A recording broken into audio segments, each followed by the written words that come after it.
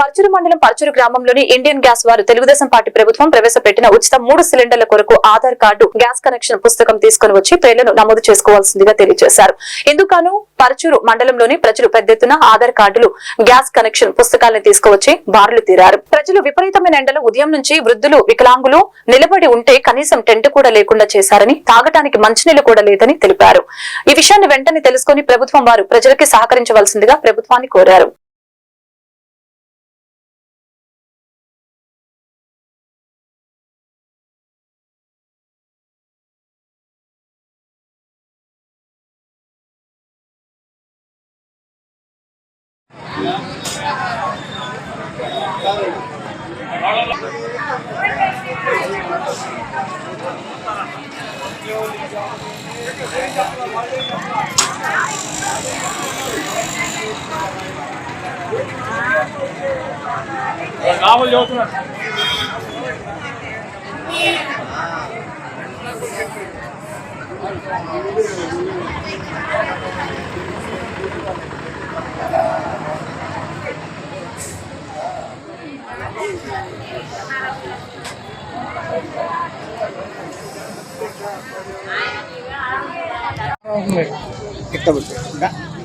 గంటన్నర అవుతుంది. మంచిలు ఉన్నాయా? టెంట్ వేసారా? ఎంతసేపు పట్టిద్దంట? 2 గంటలు పట్టిందంటే. ఎన్ని రోజుల నుంచి ఉండవు నువ్వు? వచ్చింది.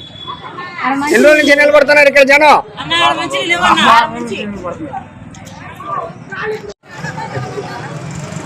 ఏమ్మా ఎంతసేపు అయింది వచ్చి? మంచిలు ఏమైనా ఇస్తున్నారా? టెంట్ ఏమైనా వేసారా? ఎంతసేపు పట్టిందంట ఒక్కొక్కళ్ళకి? గంటన్నర పట్టిద్దో ఎక్కువ పట్టిద్దో ఎవరు చెప్తారు? ఎన్ని సిలిండర్ ఇస్తున్నారు? ఎన్ని సిలిండర్లు ఇస్తారో మరి. మెంబర్షిప్ కోసం వచ్చారు.